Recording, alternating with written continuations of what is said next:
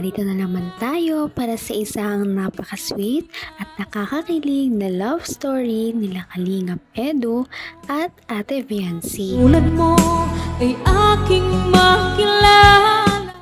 Sa pagpapatuloy ng ating love story ay dumayo na naman ang Kalingap team sa bahay nila Viancy. Kakaiba daw ang pagkakataon na ito dahil ito yata ang pinakamaraming dala ng Kalingap team sa kanilang pagpunta kay Viancy. Kaya naman, medyo kabado raw si Kalingap Edu dahil mukhang may gagawin siyang special ngayon para kay Viancy. Naalala si Kalingap Edu na kung pwede ay mag-behave daw muna ang Kalingap Boys dahil napaka-importanting araw daw na ito para daw sa kanya at kay Viancy. Mukhang may surprise siyang ibibigay kay Viancy. Ano kaya ito? Ngunit bago tayo tumungo sa isang surprise ay pumunta muna ang Kalingap team, nagtulong-tulong sila sa pagbubuhat ng napakaraming gamit na regalo ng mga sponsors na ipinaparating lamang kay Viancy at sa kanyang pamilya. Idagdag pa na napaka-sweet nga ni Kalingap Edu dahil may dala siyang bulaklak para kay Viancy noong araw na iyon. Kasi kung ano? Happy Mansari po. Inunahan mo na agad ako. Updated ka. Ito nga, sinusurpresahin nga kita eh. Para sa'yo ito. Happy Mansari. May cake pa. Pasok po muna. Grabe. Abo po kayo. Sobrang special nito ha. Pasok po kayo, Kuya Ian. Naku, kaya naman pala prepared na prepared si Kalingap Edu ay dahil monthsary nga pala nila noong araw na yun. Ito ay kanilang 4th monthsary kaya naman napaka-special ng araw na yun. Napakarami niyang dalang bulaklak at ganoon na din ang mga fans nila. Bukod sa mga bulaklak ay nagtambak din ang mga cake na kanilang dala. Sila ay may dalang 4 na cake para kay Viancy. Parang wala na nga mapaglagyan ng mga gamit dahil napakarami nito. Cellphone mo. Grabe, pinagpapahalagan mo talaga lahat ng binibigay namin sa'yo, no? Ako ba, pinagpapahalagan mo? Ano naman po? Upo na po kayo, ano? Sige na po. Upo na po. Nahawakan mo ako, ha? Nakakarami ka na. Nakakarami ka. Ha? Ano? Ay, nako. Trabaho ko yan eh. Dapat happy 4th monthsary. Happy 4th Mansari po. Grabe. Ang bilis, no? Napakabilis ng oras. Hindi ko akalain na gano'n na pala katagal ang ating samahan. Sana ay... Hindi ko nga rin pakalain ito ng mga ganun. Worth it naman daw ang pagbibigay kay Viancy dahil lahat ito ay inaalagaan niya. Makikita naman sa kanilang bahay na ang mga gamit na pinamigay ay maayos pa rin at mga nakadisplay. Tumuloy muna ang Kalingap team at nagpahinga ng saglit sa bahay nila Viancy dahil nga napagod sila sa pagbibitbit ng sandamakmak na regalo para kay Viancy. Maya-maya ay halata ang pagkabalisa ni Kalingap Edu na para bang may gusto siyang sabihin kay Viancy. Ano kaya ang sikretong gusto niyang sabihin? Paano ba to? Sasabihin ako sa'yo. Ano po yan? Nahihirapan ako sabihin. Gusto kita. Ano po? Ano po yan? Wala. Basta nasabi ko na ang gusto kong sabihin kung di mo narinig. Kala ka, nagmumingid-bingihan ka lang.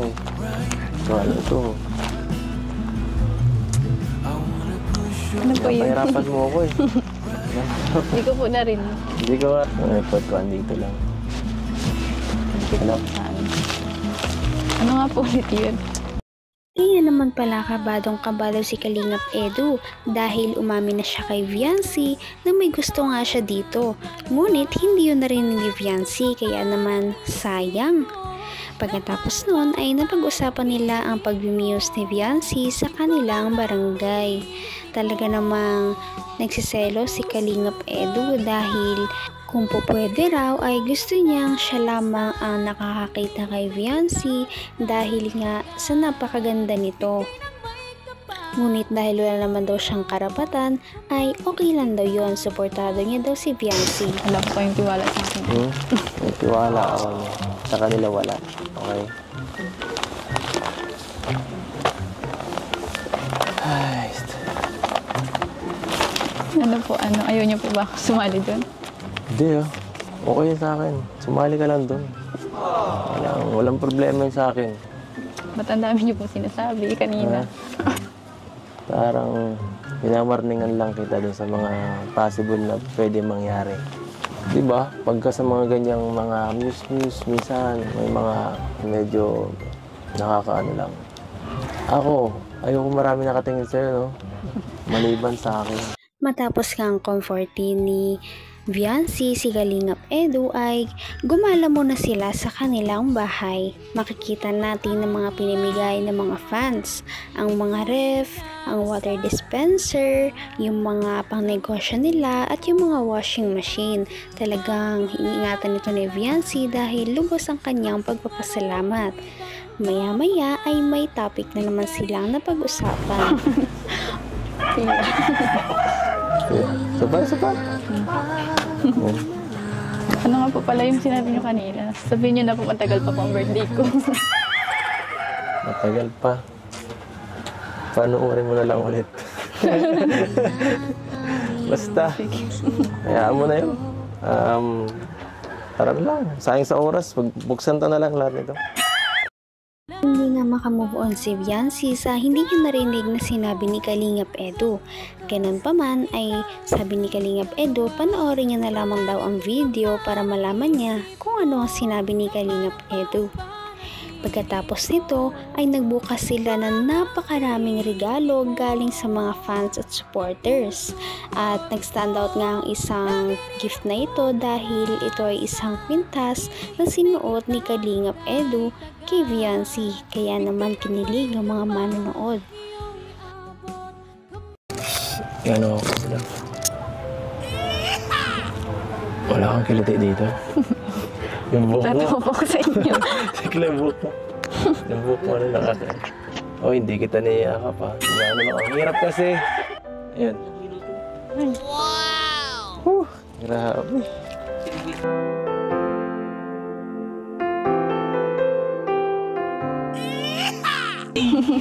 Yan, bagay na sa'yo, no? Yan. Oh, bagay na. Parang wisan ka, oh. Init po. Init nga, no?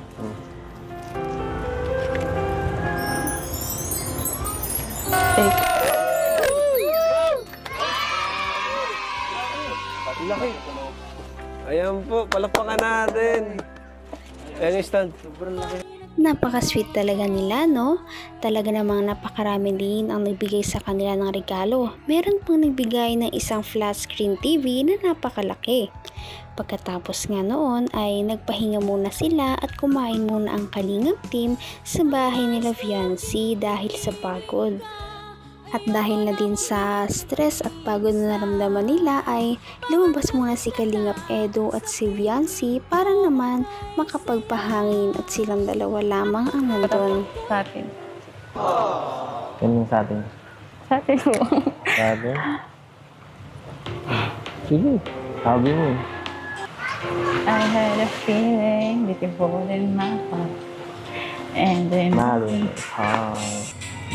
in my day, showing me my direction, coming to me and giving me inspiration. And I ask for more from you, my dear. Be a smile in your heart.